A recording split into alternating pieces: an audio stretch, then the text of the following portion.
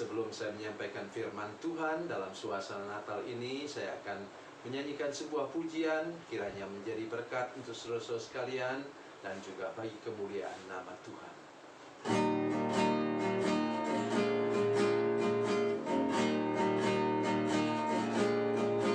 Di sawah dan di ladang ku bekerja, di sana Yesus ada bersamaku. Di rumah dan di pondok ladangku berada, di sana Yesus ada besertaku.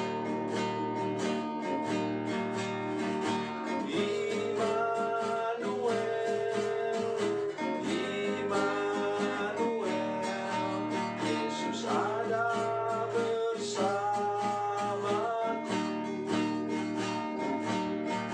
Di siang hari atau di gelap malam, di sana Yesus ada besertaku. Di bukit dan di lembah ku bekerja, di sana Yesus ada bersamaku. Di sungai dan di danau sana ku berada, di sana Yesus ada besertaku.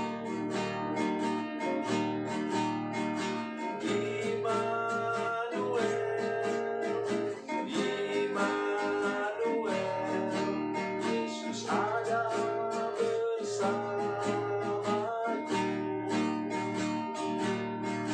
Di siang hari atau di gelap malam, di sana Yesus ada besertaku.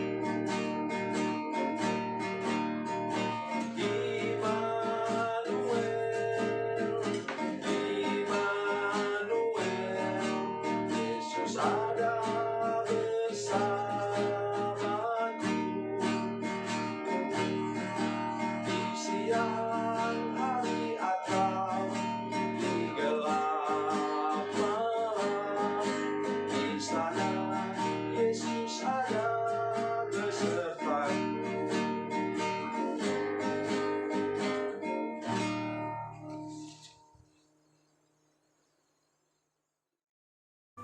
Salam saudara pemirsa, selamat berjumpa kembali dengan kami dalam program Berita Pengharapan. Masih di seputar Natal.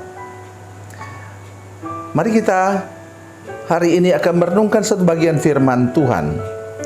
Satu hal yang kita ingat Natal tahun ini yaitu masalah, penyakit, pergumulan rumah tangga kita tidak pernah permanen. Ada batasnya. Yang permanen ialah pemulihan, kesembuhan, dan mujizat daripada Tuhan untuk hidup kita. Mari kita berdoa sebelum kita lebih jauh mendengarkan firman Tuhan ini. Bapa, dalam nama Yesus, terima kasih Tuhan untuk firman Tuhan yang ajaib dan luar biasa yang kami dengar sebentar. Berkati kami semua dengan firman Tuhan ini.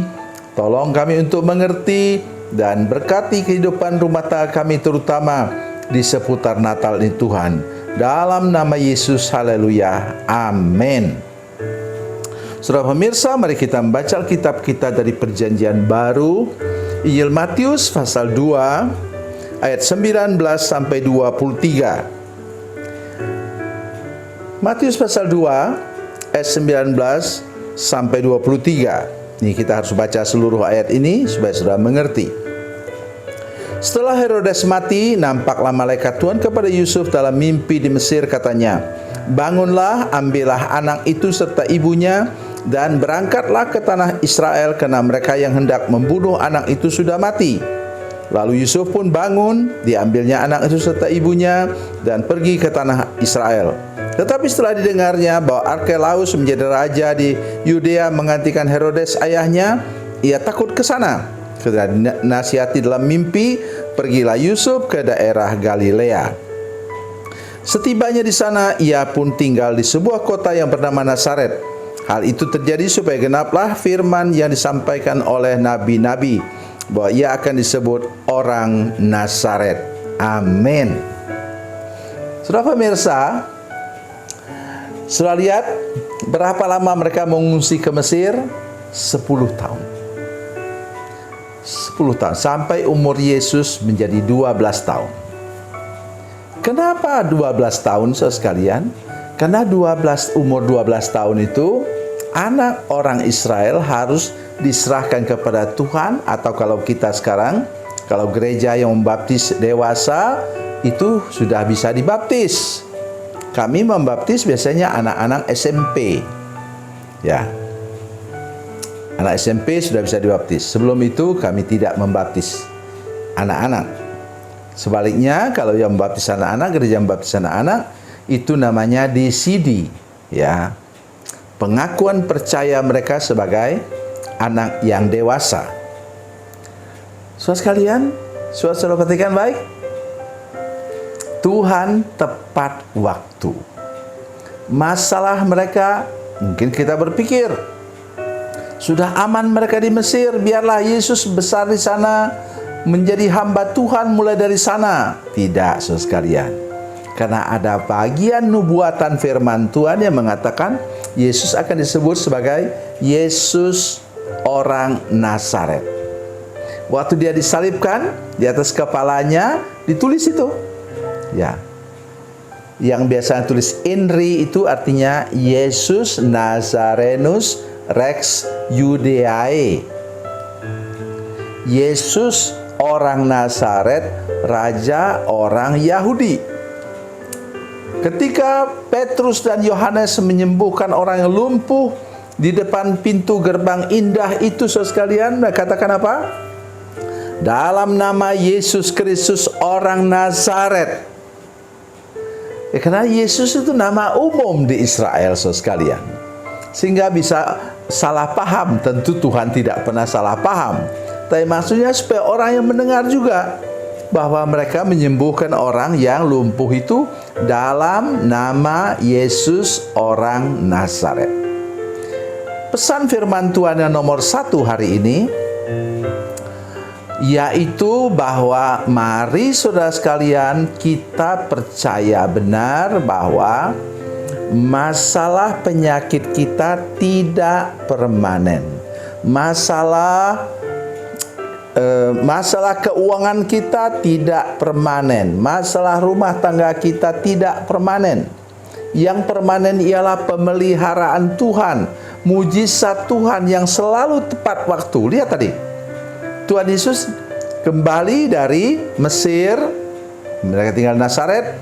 Pada waktu dia harus diserahkan kepada Tuhan sebagai orang dewasa. Nah, kita bisa baca itu dalam Injil Lukas, di mana dia kemudian ketinggalan di Bait Allah. Waktu itu dia diserahkan sebagai orang orang Yahudi yang dewasa. Jadi tepat waktunya. Oleh sebab itu, kalau Tuhan mau memulihkan saudara sekarang, Tuhan akan memulihkan engkau tepat pada waktunya. Dan segala macam masalahmu akan lewat. Mari kita percaya Natal tahun ini akan membawa saudara sekalian mengalami mujizat demi mujizat daripada Tuhan. Mengalami kelepasan dari penyakit yang sudah menahun. Mungkin seperti tadi waktu Tuhan untuk Yesus di Mesir. Mungkin sudah sakit 10 tahun. Mungkin sudah mengalami masalah keuangan selama 10 tahun. Mungkin sudah mengalami masalah rumah tangga selama 10 tahun. Saya mengatakan dengan iman bahwa Tuhan mau memulihkan semuanya pada akhir tahun ini juga. Tidak ada boleh yang terbawa memasuki tahun yang akan datang, yang hanya beberapa hari lagi kita akan masuki bersama tahun 2025. Mari belajar percaya, saudara. Belajar beriman dengan sungguh-sungguh. Sudah perhatikan baik lagi, saya katakan. Nah, satu lagi yang sangat penting. Ketika Yusuf mulai mempertimbangkan, apakah saya harus kembali ke Bethlehem atau ke Nazaret, menghindari dari Herodes Arkelaus. Maka kemudian Tuhan katakan, pergilah ke Nazaret. Jadi terhindar lagi Tuhan Yesus dari bahaya. Tuhan akan buat hal yang sama kepada saudara sekalian pada Natal tahun ini. Tuhan akan menghindarkan engkau dari kerugian dalam usahamu. Tuhan akan menghindarkan engkau dari penyakit dan kelemahan. Tuhan akan menghindarkan engkau dari masalah rumah tangga. Tuhan adalah Tuhan yang menghindarkan engkau dari segala masalah dan persoalan. Mari kita terima itu pada akhir tahun ini, pada Natal tahun ini. Tuhan Yesus memberkati, Tuhan Yesus baik. Mari kita berdoa. Bapa, dalam nama Yesus, terima kasih untuk firman Tuhan yang ajaib dan luar biasa ini Tuhan. Kami berdoa supaya Engkau menolong, supaya semua pemirsa menyaksikan program ini sangat percaya bahwa masalah penyakit kami, masalah keuangan kami, dan masalah rumah tangga kami tidak pernah permanen. Dan iblis pasti dikalahkan, dan Tuhan Yesus sebagai pemenang membawa kami mengalami pemulihan, kesembuhan, keajaiban keuangan yang luar biasa bersama-sama dengan Tuhan mengakhiri tahun ini. Dalam nama Yesus, haleluya, amin.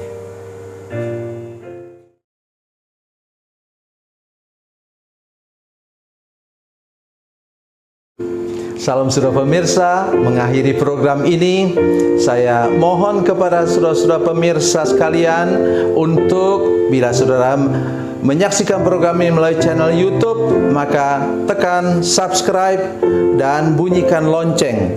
Dan bila saudara menyaksikan program ini melalui channel Facebook, maka tolong saudara-saudara sekalian tekan like dan juga komen.